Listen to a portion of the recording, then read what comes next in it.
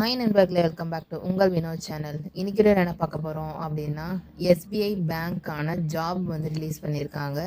PO vacancies வந்து 1500 vacancy release பண்ணியிருக்காங்க. அது பார்த்தீங்கன்னா ஃபுல் டீட்டெயில்ஸ் என்ன அப்படின்றத நம்ம இதில் பார்க்க போகிறோம்.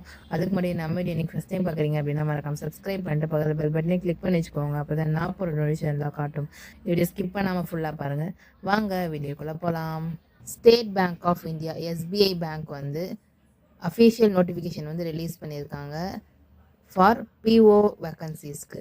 18 ஜூன் 2026 வந்து இந்த நோட்டிஃபிகேஷன் உங்களுக்கு வந்திருக்கு. அரவுண்ட் 1500 வேக்கன்சிஸ் வந்து ரிலீஸ் பண்ணியிருக்காங்க அக்ராஸ் இந்தியாவில். இதை பற்றின ஃபுல் டீட்டெயில்ஸ் என்ன எலிஜிபிலிட்டி, இதுக்கு என்னென்ன ஃபீஸ் ஸ்ட்ரக்சர்ஸ், எவ்வளோ சேலரின்றது ஃபுல்லாக பார்க்கலாம். ஃபர்ஸ்ட் வந்து இதுக்கான டேட்ஸ், முக்கியமான டேட்ஸ் என்ன அப்படின்றத பார்க்கலாம்.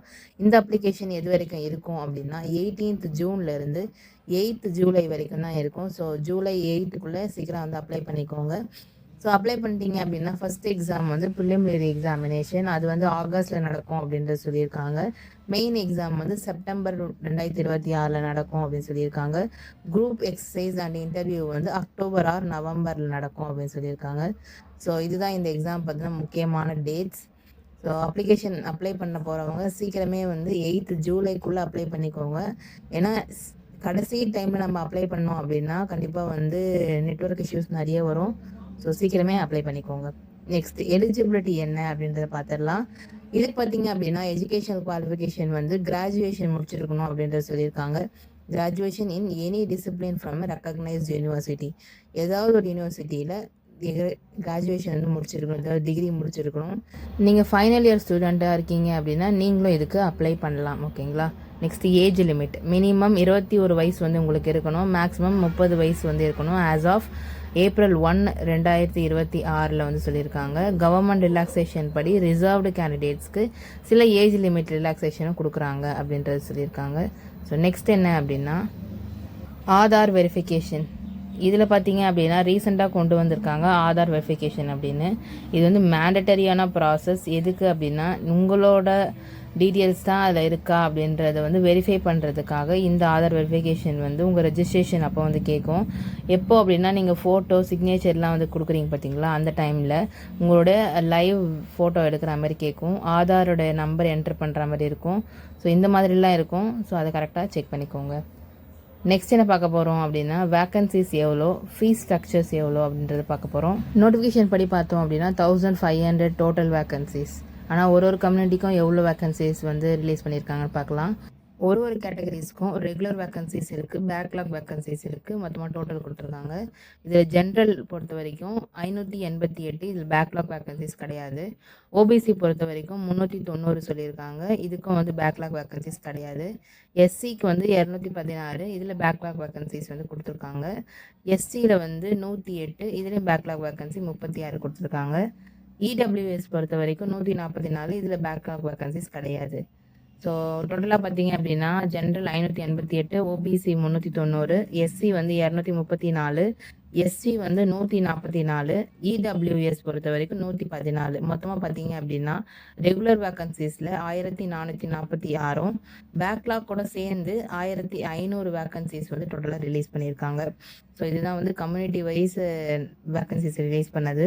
இது எதுக்காக வந்து கம்யூனிட்டி வைஸ் கொடுக்குறாங்க அப்படின்னா செலெக்ஷன் ப்ரொசீஜர் பொறுத்த வரைக்கும் இவ்வளோ குவான்டிட்டி, அதாவது இத்தனை பேரை தான் வந்து வேலைக்கு எடுப்பாங்க. ஸோ அதுக்கேற்ற மாதிரி உங்கள் கம்யூனிட்டியில் எவ்வளோ வேக்கன்சி இருக்குது அப்படின்றத நீங்கள் தெரிஞ்சுக்கலாம்.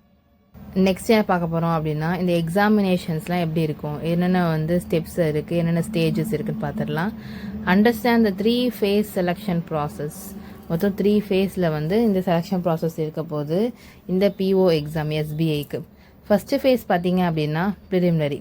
இது வந்து நமக்கு தெரிஞ்சது தான். அப்ஜெக்டிவ் டெஸ்ட் வந்து இருக்கும், screening for the main test. நீங்கள் ப்ரிலிமினரியில் பாஸ் பண்ணீங்க அப்படின்னா தான் மெயின் டெஸ்ட்டே நம்மளால் எழுத முடியும். செகண்ட் பார்த்தீங்க அப்படின்னா phase 2, இதான் வந்து மெயின் எக்ஸாம். இதில் பார்த்தீங்கன்னா கம்ப்ரஹென்சிவ் அப்ஜெக்டிவ் டெஸ்டிங் இருக்கும், ரிவைஸ்டு டிஸ்கிரிப்டிவ் செக்ஷன் வந்து இருக்கும். ஸோ இதுதான் வந்து ஃபஸ்ட்டு, செகண்டு. அண்ட் தேர்ட் பார்த்தீங்க அப்படின்னா செலெக்ஷனை பொறுத்த வரைக்கும் குரூப் டிஸ்கஷன் இது எல்லாமே வந்து இருக்கும். ஸோ இதுதான். நெக்ஸ்ட் என்ன பார்க்கலாம் அப்படின்னா நம்மளோட சேலரி ஸ்ட்ரக்சர்ஸ் வந்து பார்க்க போகிறோம். சேலரியை பொறுத்த வரைக்கும் பேங்க் சைடில் பார்த்தீங்க அப்படின்னா அஃபிஷியலாகவே வந்து மோஸ்ட்லி ஹையராக தான் இருக்கும். இதில் ரிவைஸ் சிடிசி பொறுத்த வரைக்கும் ஆனுவல் காஸ்ட் படி 21.97 lakhs வந்து பேக்கேஜ் ஸ்கேல் வரைக்கும் கொடுத்துருக்காங்க. ஸ்டார்டிங் பேசிக் பார்த்தீங்க அப்படின்னா 48,000லேருந்து 48,480லேருந்து பேசிக் ஸ்கேல் வந்து ஸ்டார்ட் ஆகுது.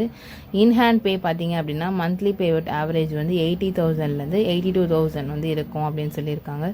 ஸோ பார்த்தீங்க அப்படின்னா மேஜராக எனக்கு தெரிஞ்சு எல்லா ஜாப்லேயுமே இந்த பேங்க் ரிலேட்டட் செக் பண்ணுறப்போ பேஸும் சரி இன்ஹேண்டும் சரி மோஸ்ட்லி அதிகமாக வரும். அதே மாதிரி இந்த பிஓ எக்ஸாம்லேயும் வந்து இன்ஹேண்ட் பார்த்திங்கன்னா அதிகமாக இருக்குது. ஸோ நிறைய பேர் வந்து ட்ரை பண்ணலாம். அண்ட் நெக்ஸ்ட் என்ன பார்க்க போகிறோம் அப்படின்னா அப்ளிகேஷன் ஃபீஸ் பொறுத்த வரைக்கும் இது வந்து நான் ரீஃபண்டபிள், ரீஃபண்ட் தரமாட்டாங்க. அப்ளிகேஷன் ஃபீஸ் 750 ரூபா.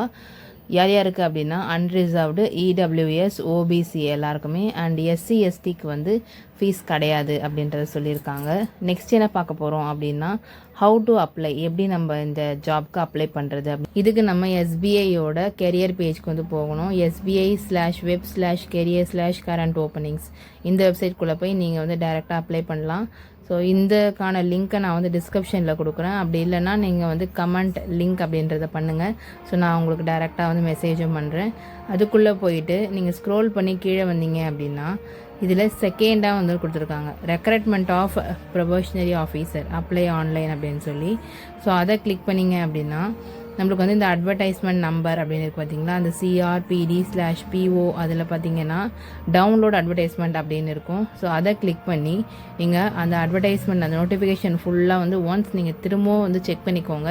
அப்போ தான் உங்கள் கேட்டகரிஸ்க்கு என்னென்னலாம் ரிசர்வேஷன் அவங்க கொடுத்துருக்காங்க அப்படின்றது நம்மளுக்கு வந்து தெரியும். ஸோ ஒன்ஸ் அந்த நோட்டிஃபிகேஷன் ஃபுல்லாக வந்து படிச்சுக்கோங்க.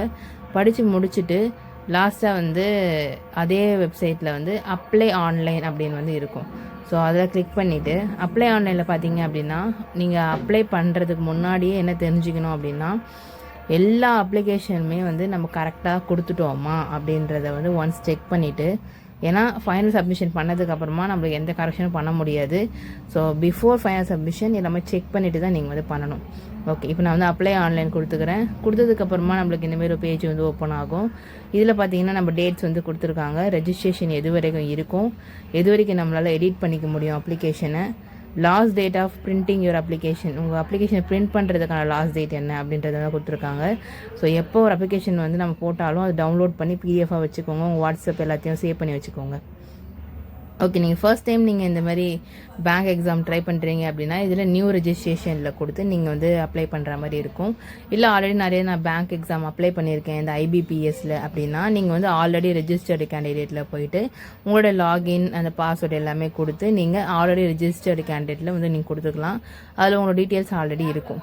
இல்லை ஃபர்ஸ்ட் டைம் பண்ண போகிறீங்க அப்படின்னா நியூ ரெஜிஸ்ட்ரேஷன் கொடுத்து உங்கள் பேசிக் டீட்டெயில்ஸ், உங்கள் நேமு, உங்கள் இமெயில் அட்ரஸ், உங்கள் ஃபோட்டோ, உங்களுடைய எஜுகேஷன் டீட்டெயில்ஸ் எல்லாமே கேட்கும். அதை கொடுத்து அப்ளை பண்ணிக்கோங்க. அவ்வளோதான். இந்த வீடியோ உங்களுக்கு யூஸ்ஃபுல்லாக இருந்திருக்கும் அப்படின்னு நினைக்கிறேன். இந்த மாதிரி நிறைய அப்டேட்ஸ் உங்களுக்கு தெரிஞ்சுக்கணும் அப்படின்னா மறக்காம நம்ம சப்ஸ்கிரைப் பண்ணி, ஃபாலோ பண்ணி, லைக் பண்ணி, ஷேர் பண்ணி, உங்களால் என்ன முடியுமோ எல்லாமே பண்ணுங்க. நெக்ஸ்ட் வீடியோவில் பார்க்கலாம். டாடா.